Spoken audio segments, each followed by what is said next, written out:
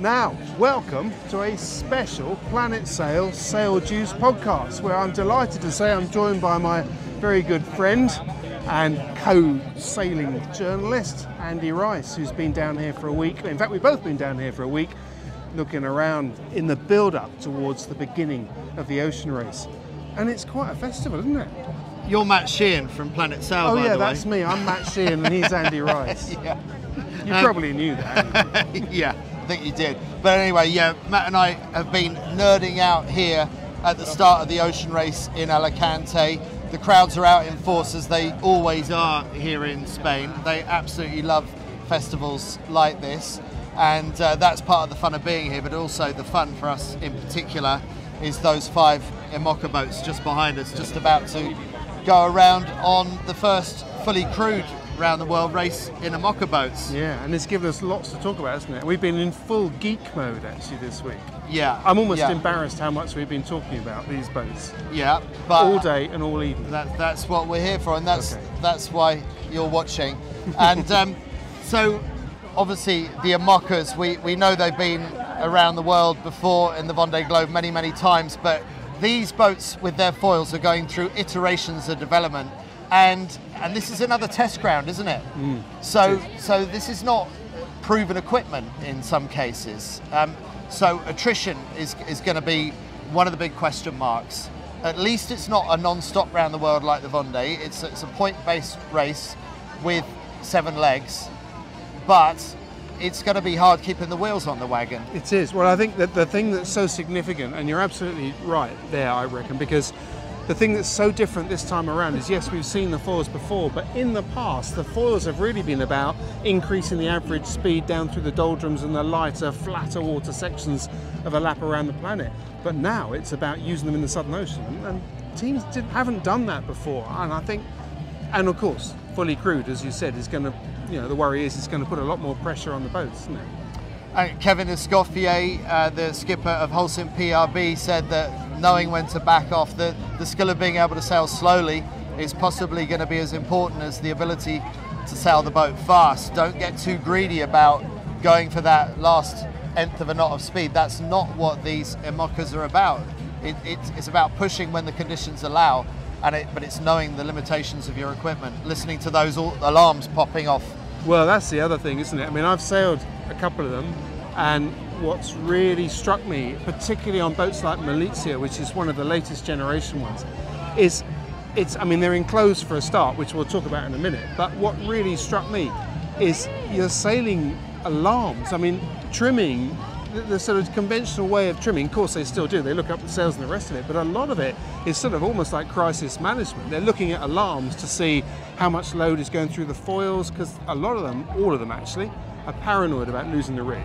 Yeah. The rig is sort of, they don't like it when you call it the weakest link in the chain, but every time they describe the rig to me and how they're trying to protect it, it strikes me that that is the weakest link in the chain, because if you lose it, you're finished. Yeah, and the reason why it's the weakest link is because it's one design, right? Yeah. It's an imposed rule centrally by the Imoca class, and I think that one design rule and the specification for that mast way predates the existing or the new foil technology. So the mast is being asked to do things that it wasn't originally specified for. Absolutely, yeah. And in fact, I was out sailing with 11th hour in the practice race, and I know the theory, but I've never actually seen it in practice. And the theory with these boats is that they're generating their righting moment not by canting the keel out to windward like they have been so far, although they do that.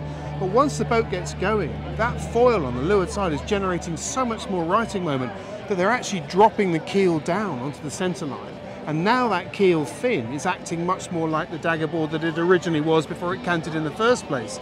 So the thing that really struck me was coming off the start line, that it was quite light and they were bearing off, putting the bow down, canting the keel out to 37 degrees, which is max, like you would in a dinghy, give it a good grunt, squirt it off the line, sail fast, and then as they accelerated and the righting moment was developed from the foil, head up, drop the keel down, and now we're doing, well, we were doing 16 knots and 16 knots of breeze upwind, and it was just staggering at about probably 55 true, something like that. So I mean, these boats go upwind as well now, so it's all new territory. And I wonder how long it took someone to work that out, because it's so counterintuitive. You've got a canting keel, you want to get that lead bulb as far up to windward as possible, but no, they've actually discovered in the new foiling era that it's better off as a dagger board. Yeah, it's bizarre, isn't it? So that's one thing that's been particularly interesting, and of course there's this big debate about inside or outside, which is pretty interesting, isn't it? Yes, because we still have the VO65s here. So we got a fleet of 5 Imoccas, and they're the headline act, and then we got the support act, which is the 6 VO65s, the boats that have done the last 2 editions in one design form. And that's when we had all those amazing images of people being fire hosed to the back of the cockpit, those incredible images, asking yourself why would anyone want to go round the planet just soaking wet and being wrapped round dagger boards and winches and whatever else as the next wave piled over the top. And so that these boats here have really young crews on board, but they're only doing the first leg down to Cabo Verde, down the Atlantic, just off the Saharan coast of Africa, and then they turn around and come back, and then they join in with the last 2 legs of the race when it comes back to Europe. So it's not a proper circumnavigation, but what it is for a number of really young teams, it's blooding them in the world of offshore ocean racing. Yeah, it's really interesting. I think, like a lot of people, when it was announced that the VO65s weren't going to go all the way around, because originally the plan was to have the Imoccas and the VO60s going all the way around, and then for all kinds of other reasons, commercial and all kinds of other reasons, they had to basically pull the pin on the 65s going around. And I felt, like a lot of people, I suspected, oh dear, well, I mean, that's what an embarrassment, and it was an embarrassment, let's face it, that's not what they wanted originally. But actually, since being here, I get the sense that there's an opportunity to actually use these boats and their circuit as a bit of a pathway into it. And one of the people that made me think about that was Eric Brockman, who's the skipper of the Mexican team, the ever-smiling, effervescent character. He's a great guy, young guy, here with a Mexican team. And he was here for the Ocean Race Europe, and I got to know him a little bit then. And I was talking to him the other day, and I said, what are you going to do after you get to the end of the first leg? And he said, oh, we're going to go over to the Caribbean, do some of the races over there. I presume he means something like the Heineken or Antigua Week or whatever it is, and then get back across the Atlantic in time to then pick up on the last 2 legs of the sprint, the VO65 Sprint Cup. And it got me, and he said, and we're hoping that quite a few of these 65s are going to do it. And it got me thinking that actually, look, do you know what, that wouldn't be such a bad thing. Because we've got this fleet of 65s, they're pretty robust, they're exciting to sail.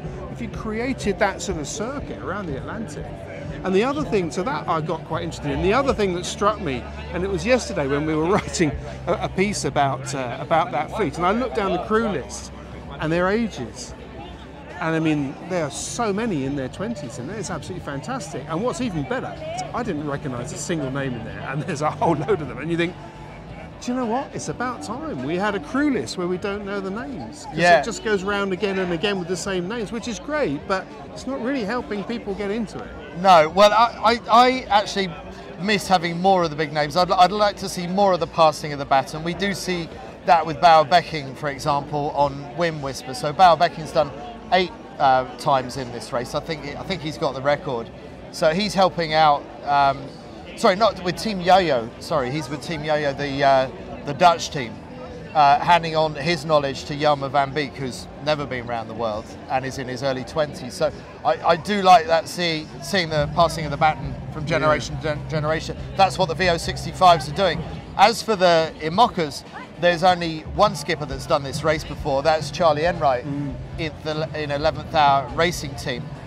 Matt, I'd like to ask you about each of the 5 Imoccas. Yeah. So immediately behind us, I recognise the old Alex Thompson Hugo Boss, 2016, 2017, correct. Now called Gio Environment. Yeah. I think it's the only one of these boats that's actually been round, it's done a circumnavigation before. It's done it twice. Right, okay. Because it did it with Alex, and that was the one where he was second to Armel Leclerc in that Vendée Globe, and then Benjamin Dutroux took it round in the last Vendée Globe. I think he finished 8th, something like that. But that boat's been round twice, and it's pretty robust. That's the chatter about that. I've sailed that boat, and it's impressive.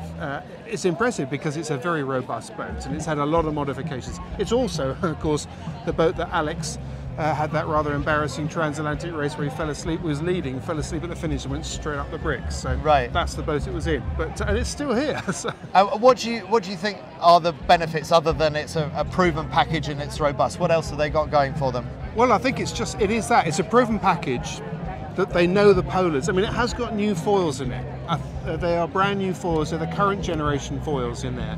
So that's a little bit of an unknown. But what impresses me about that boat is that it's a solid boat, and they know the polars and they know the settings, and so they've got a template to work to.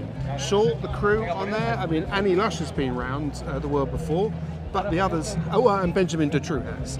But it's still a new campaign. But I definitely would not rule them out just on the basis that it's the oldest boat, because this could well be, as you mentioned earlier, a race of attrition, and that's got the best chance of getting around. Yeah, so maybe like fine wines, it's all about the older vintage. We'll find out. Could well be, yeah. Some of the other teams we're about to talk about will be hoping that's not the case. Yeah. So the next one down the line is Biotherm. Yeah.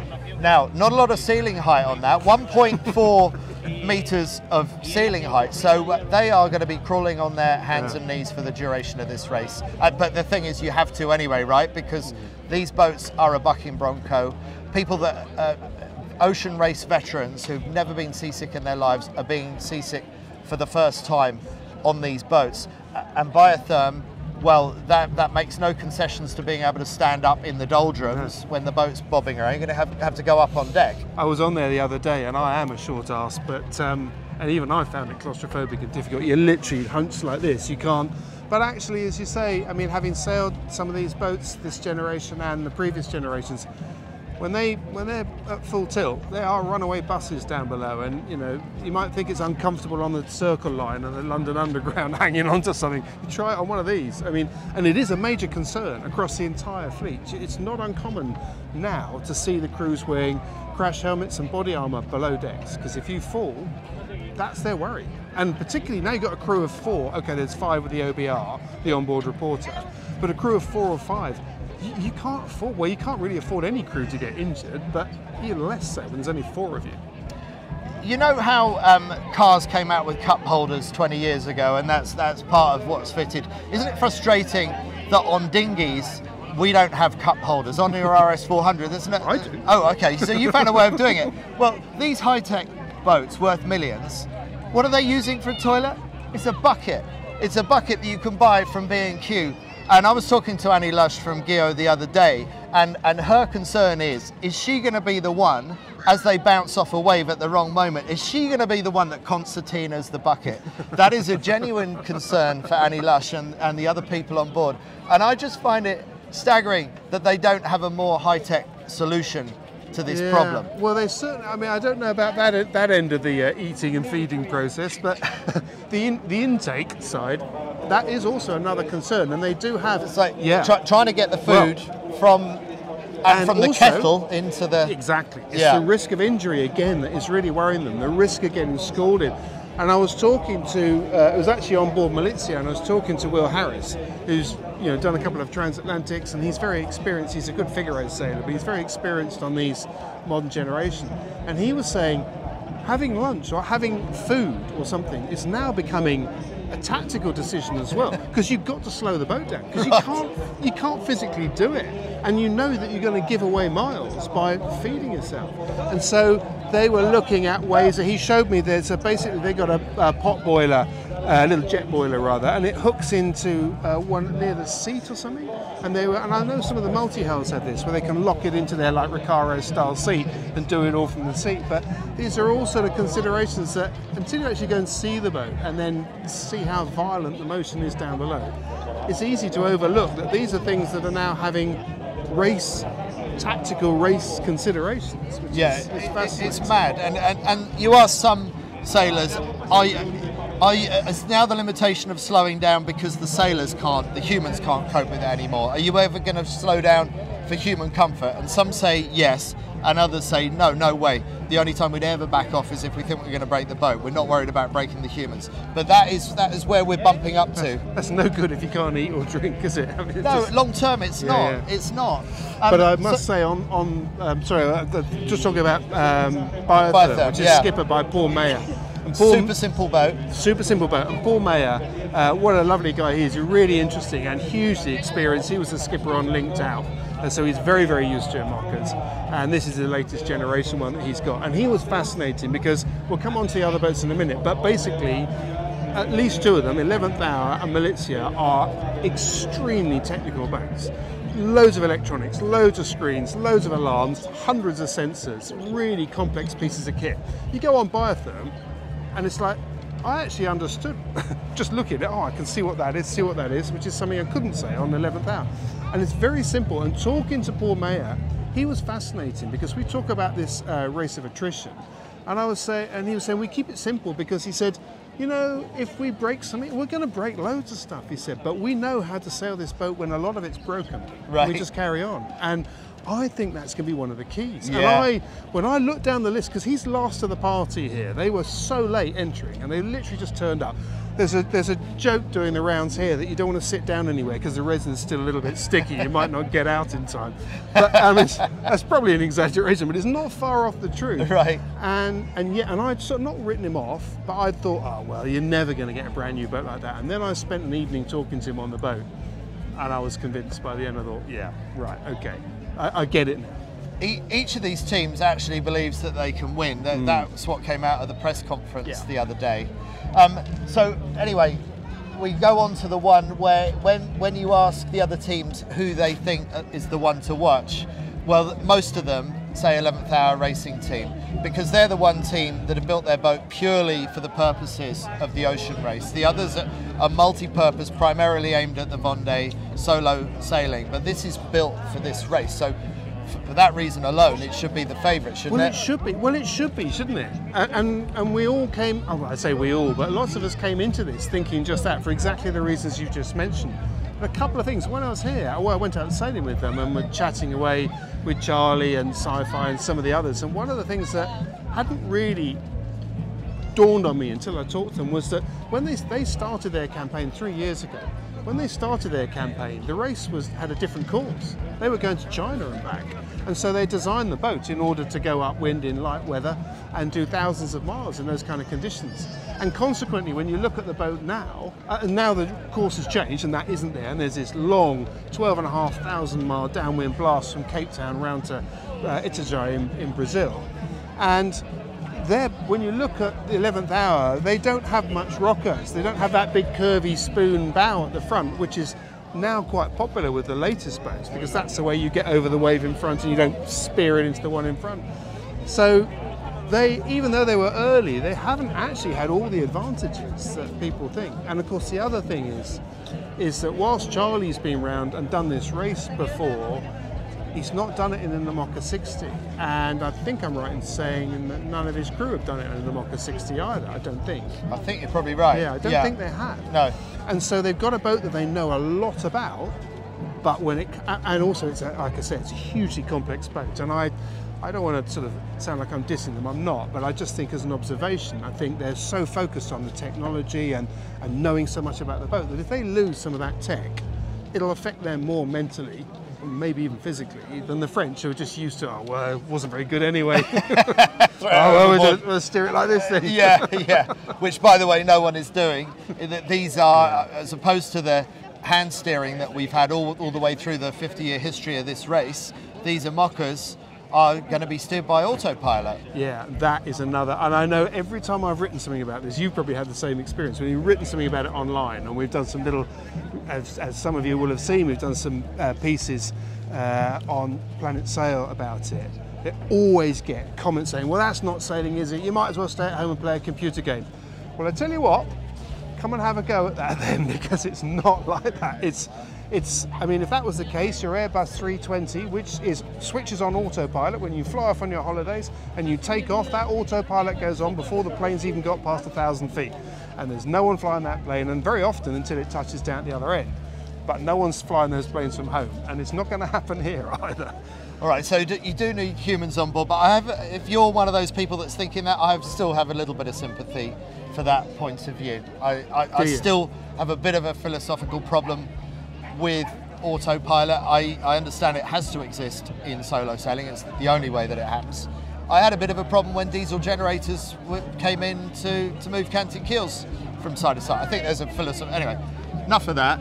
We still got some more boats to talk about. Yes. So who's next? So Malizia with the, as it was described yesterday, the 5-star luxury resort that is their large cockpit. So Doesn't look biotherm. like that to me. No, I mean it's all relative, isn't it? And you could tell that the skipper Boris Herman really doesn't like having his boat described that way. No. But 1.4, we talked about 1.4 is the meters is the head height in biotherm. Well, Boris Herman, he's 1.88 meters, and conveniently, he's got 1.9 meters to walk around in. And he says it's not about comfort; it's about if the boat turns upside down, and the IMOCA rule says you've got to be able to self-right. It's that big bubble of air that's going to help get the boat upright again. So that's one of the reasons, he says. Yes, well, in fact, that's a very interesting point, because all of this new generation, Goyo, I believe, is an exception to that because it's an older generation boat. I might be wrong on that, but basically, and it's a fascinating, if you like, the geeky stuff about the rule and why these boats are quicker. The design on deck and these extraordinary shapes of these boats is actually to do, as you say, with the righting moment. And basically, in the rule, there are 3 points at which the boat, 3 critical points from a stability point of view. One, they're measured at, I think it's 20 or 25 degrees, and they have to get to a certain righting moment. And then the next one is what's called AVS, the angle of vanishing stability. So the point at which the boat then, you heel it over, heel it over, heel it over, and the point at which it then wants to turn upside down. And they have to get to 110 degrees. So when you get to 110 degrees, you're on the cusp of whether it goes upside down or not. And in order, traditionally, an AVS would be a combination of the hull shape and the keel, which is going to pull you back up. But what the designers here have done very cleverly is they've used the shape of the hull and the coach roof, so the actual superstructure of the boat, to create that buoyancy.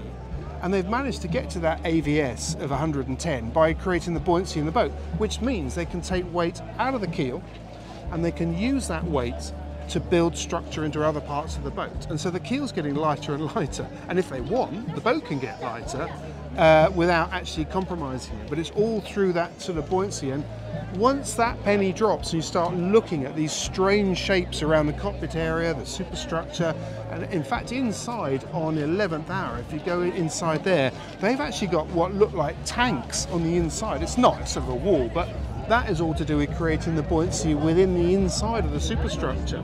But it's really weird that the superstructure is now such a big influence on the performance of the boat going forward, and it's what's allowing them to drop the keels down as well. Right. The keels are light; they don't have that much influence on the power of the boat anymore. So it's anyway. Boris is a rather extreme version of that. It's a big boxy section. It does look a little bit like a caravan attached on the back of the boat. It's not the best looking boat. And Paul Mayer of Biotherm, he's quite sniffy about it. He says, look at the aerodynamics of my boat. You can fit 2 Biotherms into one Malizia. He's quite rude about it, and Boris doesn't like it. And then right at the end, we got Holcim PRB skippered by Kevin Escoffier. Of the new looking boats, that's the best looking to me. I don't like these, you know, boat face spoon bows, but actually that one does it quite well. Yeah, it's that started life actually as an American campaign, an American project, as I understand it, that was sort of going to be purpose built for this event, and then that sort of fell apart, and then Kevin bought or his team bought the boat, and then they did some modifications on it, and so it's done a few miles, quite a few miles. Well, I was going to say it's a proven boat. It's not a proven boat actually, but it does look right. And you go down below on it, and yes, it's enclosed. It's fully enclosed, so the coach roof goes all the way down to stern. Actually, that's the point. On Biotherm, it doesn't. That of the new boats, it's the only one to have an open back end. And I said to Paul, why that? He said, I like looking out the back. I don't know whether he was serious or not. But I'd rather puke out the back as well as rather puke in the bucket. Exactly. But yes, Holcim PRB is, that's fully enclosed. But actually, it's very interesting down below because that's set up where most of these boats have got all their ropes and control lines come down the center line, and they come onto a central pedestal and a winch in the middle, and they control everything from there. That's the way it's been on IMOCA 60s for a long time, because IMOCA 60s have been predominantly designed to be sailed single-handed. So, you know, you don't need it to go anywhere else, and also it helps with the structure and everything else. Their boat, PRB, comes down either side, just like a conventional boat, really, with a set of winches on that side and a set of winches on that side. Very, very low down to keep the centre of gravity down. But the clever thing about it is it means two things, really. One, it means that if you're going through a manoeuvre, you can now have two people operating like you would on a conventional racer, which is not necessarily the case when you've got one winch and one pit. But the other thing is that they can, when they're looking up at the sails through their bubble, they've got the pedestal here and they've got the rope there, and they're looking up the leach of the sail just like you'd expect to. And then you start thinking about that in the context of the other boats. And the ones I've sailed, when they're trimming, you've got to have one person looking up and someone in the middle of the boat. You know, they're calling it and they're doing it. Well, that's not that efficient, is it? No, it's not that efficient, but I guess very quickly you're going to build up calibration marks or using load sensors that will inform you. You're going to be flying by instruments. Yeah, I guess so. I still want to look up. It is strange when you're sailing these boats. It is, I mean, going back to, I guess, what we were saying about people saying, oh, just sailing inside wearing your pyjamas and slippers. Well, yeah, sort of, but try doing it. It's not I wouldn't say it's a very pleasant experience having done it. You've sort of got Hobson's choice with these boats. You either sail a VO65 and you're out in the fresh air, but you're getting fire hosed and you're wet through the whole time.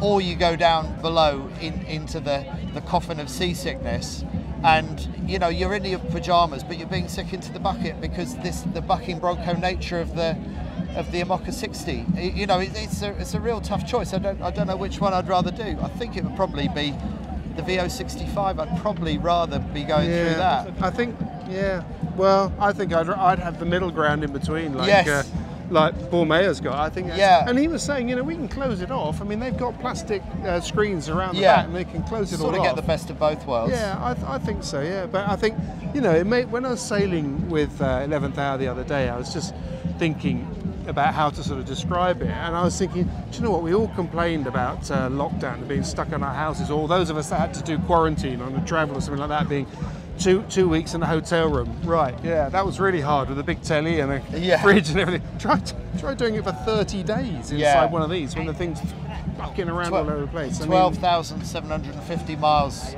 through the Southern Ocean. Yeah, it's not, I mean, you know, they'll do it because they are super hard, super cool, and that's how it is. But and it doesn't, at the end of the day, it doesn't make sense, and it's not right to have people being battered, you know, with solid water coming over the deck and hitting them at 30 knots and then being smashed into the pedestals. I mean, it makes for some good copy, but it's not really the right way to go. Well, it makes for great photos and video as well. I do think it's going to be difficult to show the action of what these sailors are going through, because they are going to be living in a capsule, just as we've seen in recent editions of the Vendée Globe. So I do think there is something we're giving away there. Sailors, they're not getting as fire hosed, but are we seeing life at the extreme represented? We know it's extreme. I mean, it's just the juddery nature of these boats is going to be absolutely It's a brutal. good point, isn't it? Because actually we're seeing less and less of the physical sailor. Yeah. Not just in these boats, and now not seeing them at all. I mean, on the import race there was no one on deck.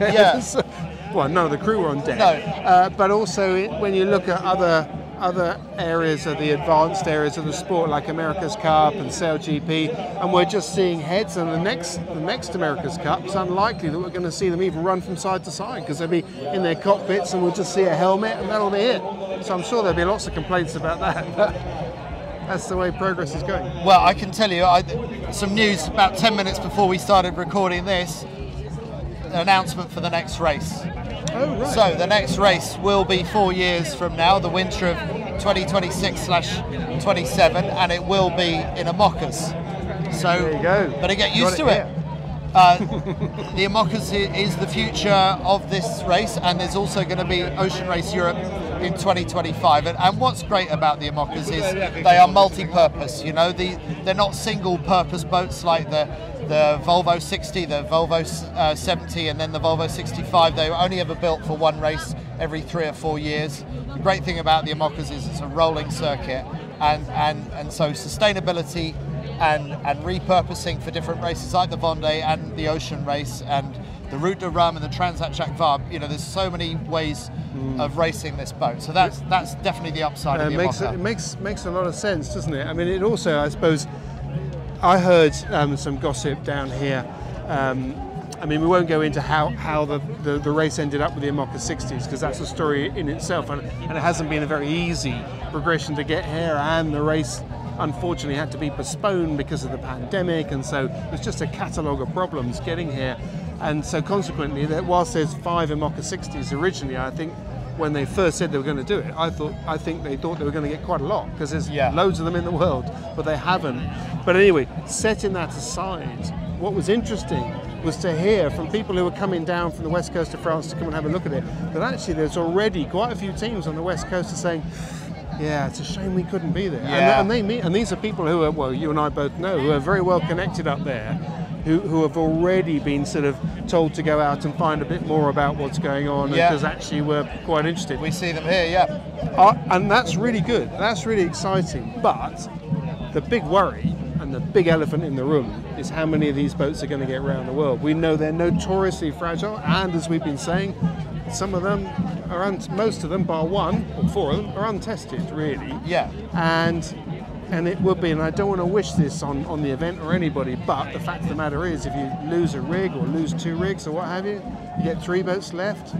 Well, I wonder what the mood will be then, you know. As Charlie Enright said when he was asked who's going to win this race, he said the boat that finishes the most legs, and the boat that finishes second will be the next boat that finishes the next most legs. So Charlie Enright put it right out there. The elephant in the room, he addressed it directly.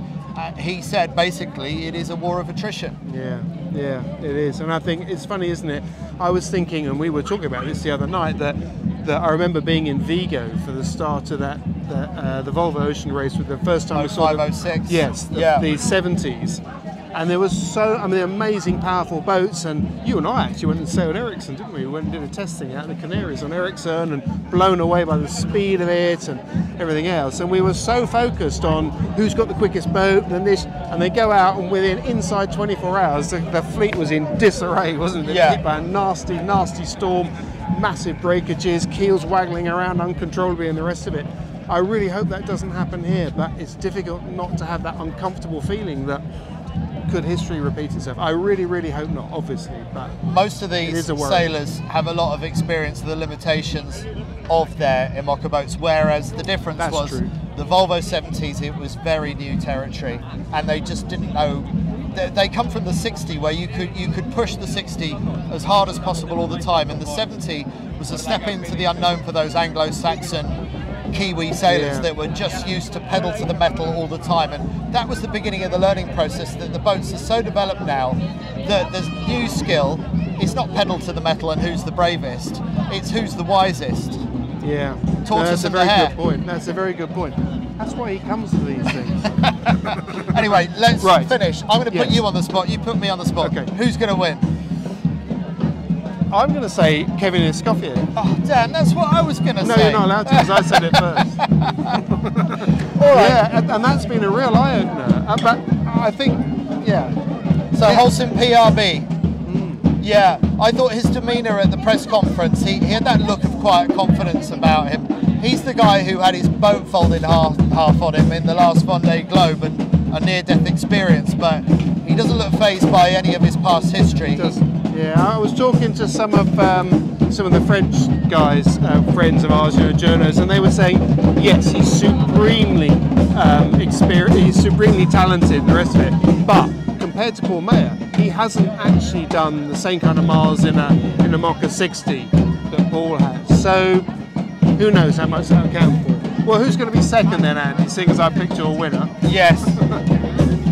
I was nearly going to say Gio, but I'm going to go 11th Hour Racing Team.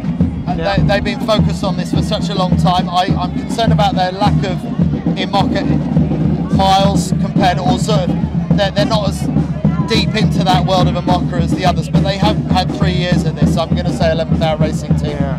Yeah, I go with it. We better write these things down so that we can. Yes, they're going to be played back to us later, aren't exactly, they? Yeah. I think these drums are playing us out. Well, I'm feeling them. I want to move now. You see, I've got the rhythm now.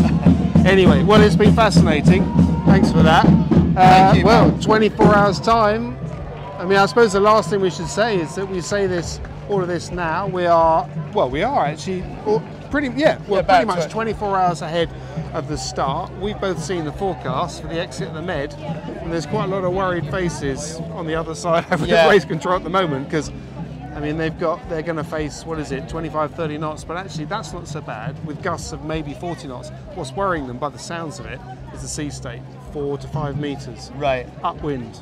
Maybe worth staying in port for a day or so, let it pass, and then go out. I mean, weirder things have happened at sea, or in the marina. That's true. But I mean, I think it's pretty unlikely they're going to do that, isn't it? But let's hope they get. I mean, there seems to be a lot of focus now on just getting out of the Med. Once they get out of the Med, off and away. Here we go. Like the blue touch paper, and off we go. But anyway, we'll have another session, won't we? Yeah, we will. When we know a bit more, and we'll say all of that we said was wrong. I can honestly say you've taught me quite a lot in the last half hour. Thank you very much, Matt Sheahan. Right, no, likewise. Jolly good. Glad you could make it. Right, well, hope you enjoyed that. If you're still with us, thanks very much for watching. It's a miracle. See you next time.